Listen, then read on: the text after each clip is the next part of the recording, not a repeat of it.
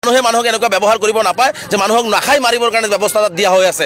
গতিকে আমি যিকোনো মূল্যৰ বিনিময়ত সহায় কৰিম। মুখ্যমন্ত্ৰী মহোদয়ৰ দৃষ্টি আকৰ্ষণ কৰিছোঁ যে আপুনি মানুহক ৰাতি বল্ডুজাৰ লগাব, দিনত বল্ডুজাৰ লগাব, কিন্তু তেওঁলোকক খোৱা পানী এটোপাল কোনোবাই দিব বিচাৰিব, তাত আপুনি বাধা দিব নেকি? আপুনি কেনেকৈ বাধা দিব পাৰে? আপোনাৰ প্ৰতিনিধিয়ে কেনেকৈ বাধা দিব পাৰে? নৈতিক অধিকাৰ নাই নহয়। কোনোবাই কাৰোবাক খোৱা খাদ্য দিব, কাৰোবাক পানী এটোপাল দিব, সেইখিনিক বাধা দি ৰখাৰ কাৰণে গোৱালপাৰা জিলা প্ৰশাসনৰ নৈতিক অধিকাৰ নাই নহয়, তেওঁলোকৰ পৰা বিচৰা নাই নহয়। আমি ৰাইজে বিচাৰি তেওঁলোকক সহায় কৰিব আগবাঢ়ি গৈছোঁ। গতিকে তেনে ক্ষেত্ৰত এই ধৰণৰ ব্যৱহাৰ চলাই থকা হৈছে। অসমবাসী ৰাইজে এই পৰিৱেশটো চোৱা উচিত। গতিকে এইখিনি মানুহক লৈ ৰাজনীতিও কৰা হৈছে, এইখিনি মানুহৰ ওপৰত অত্যাচাৰ কৰা হৈছে, এইখিনি মানুহক ধ্বংস কৰিব বিচৰা হৈছে। এইটো আমি কোনো পদ্ধতি হ'ব নিদিওঁ। আমি এনেকুৱা হিটলাৰী অত্যাচাৰ আমি সহ্য নকৰোঁ। আন্দোলন আজি কৰিছোঁ, পৰৱৰ্তী পৰ্যায়ত ভয়ংকৰ আন্দোলন হ'ব। আৰু এই মানুহখিনিক যে আমাক যাবলৈ নিদিলে আৰু মানুহখিনিক সহায় কৰিব নিদিয়াৰ এটা পৰিৱেশ তৈয়াৰ কৰা হৈছে, এই পৰিৱেশ বন্ধ কৰি মানুহখিনিক সহায় কৰিবৰ কাৰণে, মানুহক তাত যাবৰ কাৰণে, দিবৰ কাৰণে ব্যৱস্থা গ্ৰহণ কৰিব মুখ্যমন্ত্ৰীক আমি আহ্বান জনাইছোঁ। মই স্পষ্টকৈ কৈছোঁ যে স্বাস্থ্যৰ অৱনতি হৈছে, আমাক মেডিচিন বিচাৰিছে, জ্বৰ হৈছে, বিভিন্ন বেমাৰ হৈছে, পানীত তিতিছে। তেনে অৱস্থাত আমাৰ পৰা তেওঁলোকে ঔষধ বিচাৰিছে, পানী বিচাৰিছে, খোৱা খাদ্য বিচাৰিছে। সেইখিনি তেওঁলোকে দিব, আমাক যাবলৈ দিয়া সুবিধা কৰি দিয়া নাই, সেইখিনি আমাক যাবলৈ নিদিয়ে। এইটো চৰকাৰ হ'ল নেকি? এইটো মানুহৰ মানৱতা হ'ল নেকি?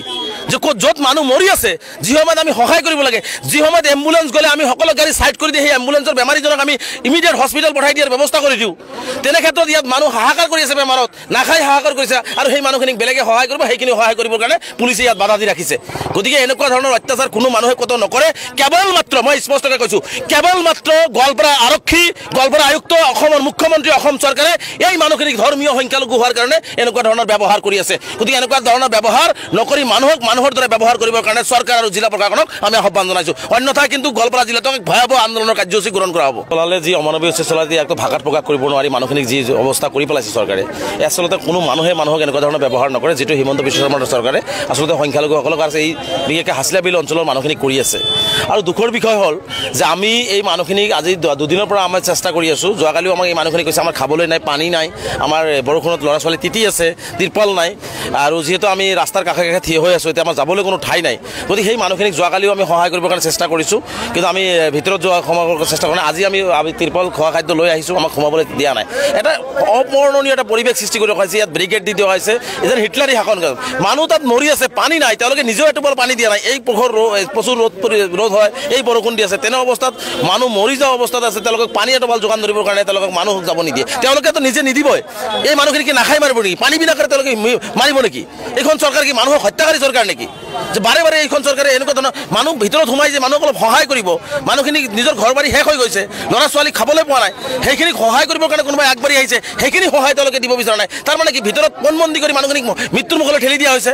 গতিকে এনেকুৱা চৰকাৰ আমি ক'তো দেখা নাই, এনেকুৱা গোৱালপাৰা জিলা প্ৰশাসন দেখা নাই। মই বাৰে বাৰে জিলা আয়ুক্ত আৰু আৰক্ষী অধীক্ষকক অনুৰোধ কৰিছোঁ যে আপুনি আমাক পাঁচজন মানুহ হ'লেও যাব দিয়ক, মানুহখিনিক আমি অলপ খোৱা খাদ্য দিম, মানুহখিনিক অলপ তিৰপল দিম। কিন্তু আজি আমি জমিয়ত আমছো একেলগে টীম এটা আহিছোঁ, আমি সহায় কৰিবৰ কাৰণে, সেইখিনি মানুহক তেওঁলোকে যাব দিয়া নাই। তেওঁলোকে ৰাস্তালৈ মানুহ ঠেলি পঠিয়াই দিয়ে। এইটো এটা ব্যৱহাৰ হ'ল নেকি?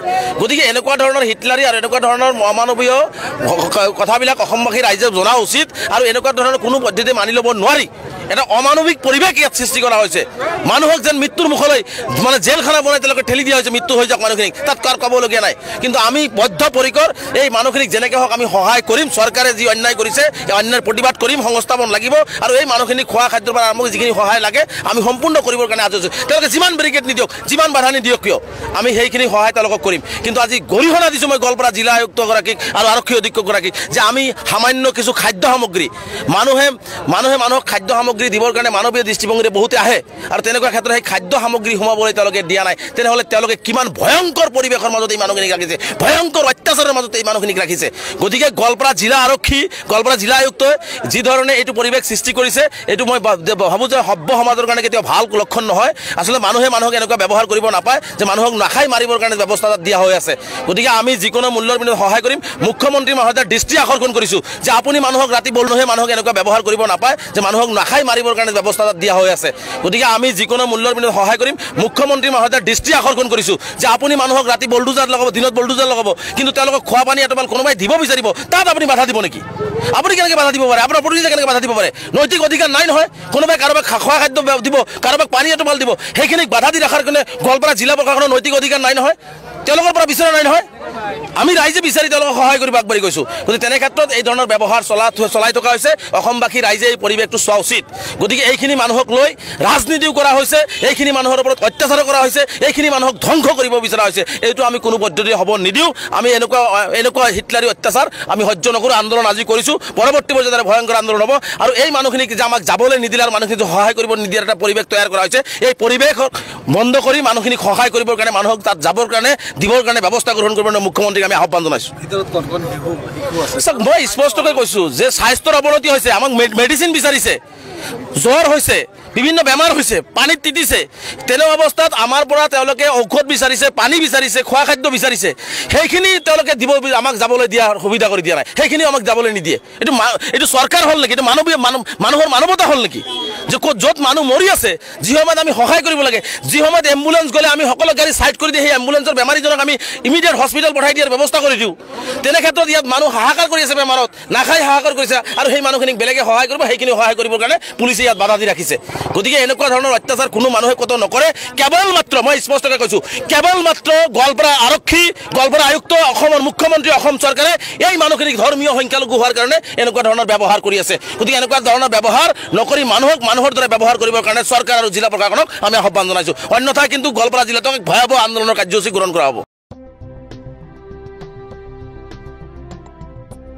গৰু গাহৰি হাঁহ ছাগলী কুকুৰা আদিৰ বাবে জনপ্ৰিয় দানাৰ নামটোৱে হ'ল বিয়ম এই অসমৰ উদ্যোগ গতিকে বিতৰকসকলে অতি শীঘ্ৰেই বিয়ম উদ্যোগৰ লগত যোগাযোগ কৰক